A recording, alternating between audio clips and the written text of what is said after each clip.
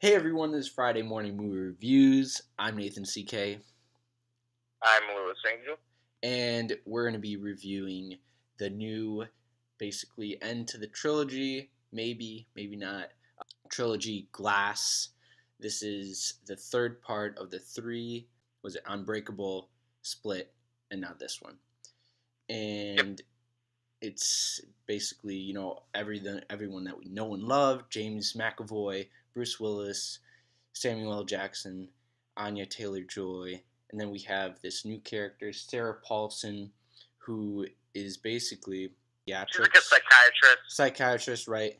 Yeah, we also have Charlene Woodward. Yep. She was on Unbreakable, and Spencer Treat Clark, who played Bruce Willis' son in the original, comes back for this one. And what did you think of Glass? So there's like a lot of trailers, a lot of kind of hype behind this movie. I liked it. I mean, there was definitely lots of things that I liked about this movie. I like the plot where you're picking these characters out of these two movies that we've seen before, right? And bringing them all together in this one place. Natural ideas behind why you are strong or why you have these abilities. Like there's reasoning behind that, and she really breaks it down to saying like, oh no, you're nothing special, it's just circumstance, like basically. A psychological disorder. Right. And I thought that was interesting, and then it's like hard to really see where, I mean, there's like so much in there that's like really breaking down, right? And you're really trying to figure out why basically James McAvoy character is the way he is, right?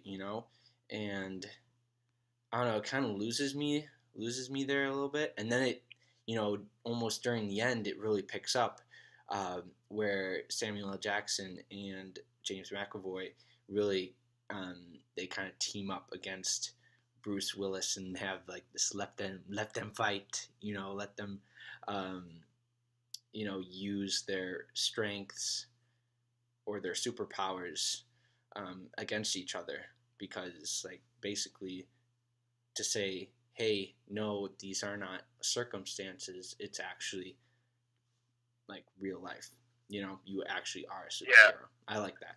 Well, the trailer really, I thought the trailer really sold a completely different movie. Yeah. Than the one that, the trailer really, the trailer for basically the first 15 minutes and the last half hour of the movie is what you see from the trailer. It's telling you this one thing. It's selling you a superhero movie. This isn't really a superhero movie.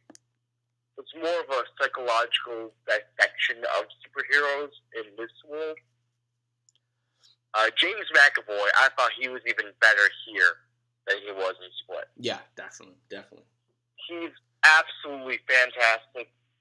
Seeing him go from 1 to 3 or 4 different characters in a single scene is really incredible to watch, and it's captivating, isn't it? Yeah. The way he can just kind of do that on a dime. And, it's nice to see Bruce Willis trying again. He's been, doing things like Death Wish and a lot of straight-to-DVD movies. Mm-hmm. I thought he was good in the movie. Samuel L. Jackson, he wasn't in the movie as much as I thought he would be. Considering the movie's named after him, I mean, he's in the movie a good amount. Yeah. But he doesn't really have as much to do as you would think. Yeah, but I think the bigger picture around his character, makes it credible that that's why it's named after him, because of basically what he does and his basically power over the whole situation and plot, that he has control. Yeah, and I liked Spencer Treat Clark a lot. I thought he was actually really pretty good in the movie. Anya Taylor-Joy wasn't really in it as much as I thought she would be. And there were just things about her character and what her character did. Well, that's the writing. That's not her. Charlene Woodward I thought was good. A couple of the nurses, the male nurses, sometimes they were taking me out of the movie when they're being goofy, when they're trying to be funny. Mm-hmm.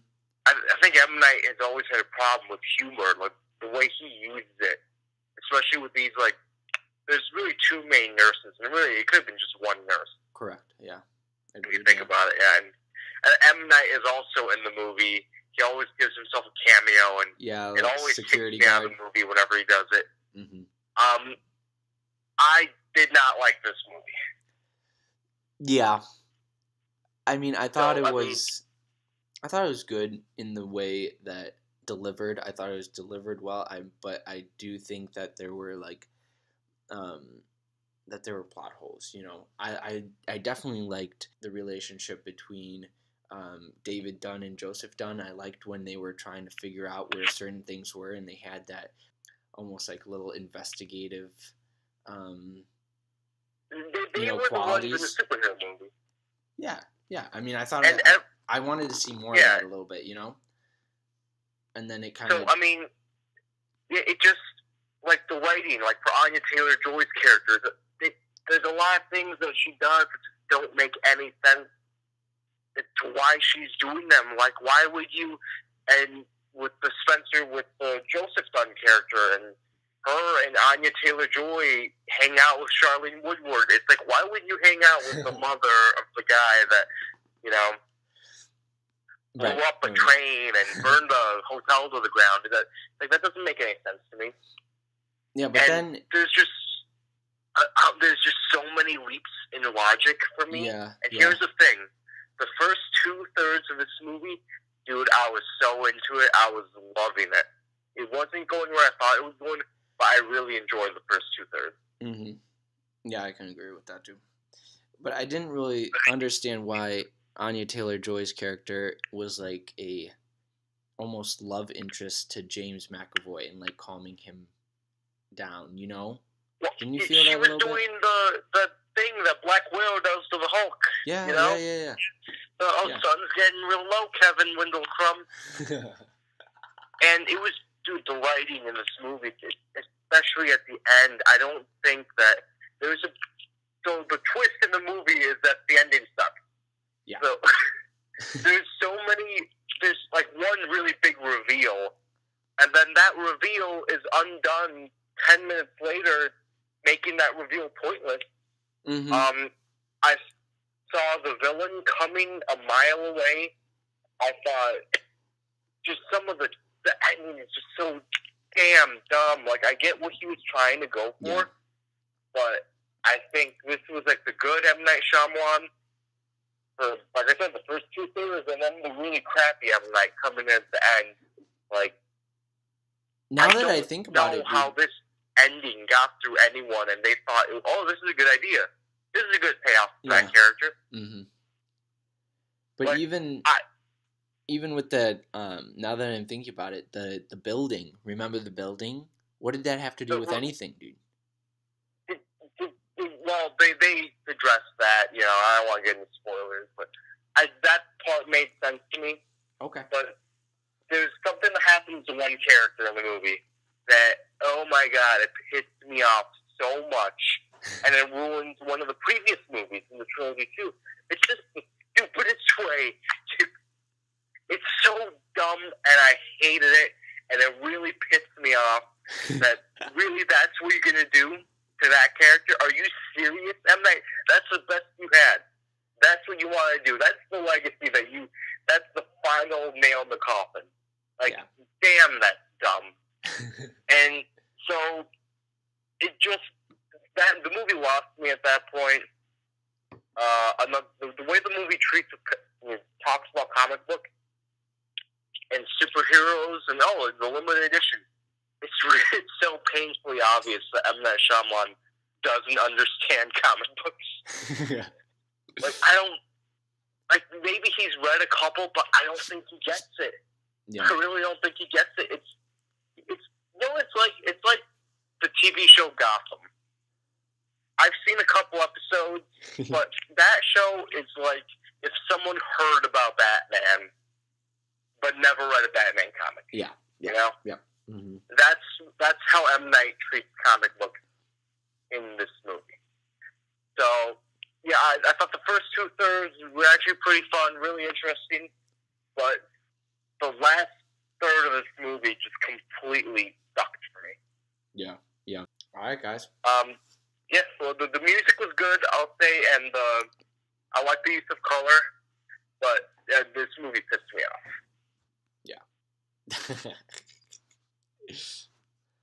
All right, guys. Go rate it, bro. Oh, yeah, go ahead. I'm going to do a 2.8. 2.8 out of 5. I'm going to go 2.5 out of 5. Okay. Really, really disappointed me. I thought it was unsatisfying. And I'm not looking forward to whatever he does next. Because this is one of the dumbest things I've ever seen in the movie. Really. And, I mean, come on. Yeah. And if you've seen the movie, you know exactly what I'm talking about. Yep. Just know to avoid these while you're driving. All right, guys. There you All have right, it. guys. Yep. That's the review. That is the review. All right, like, comment, subscribe.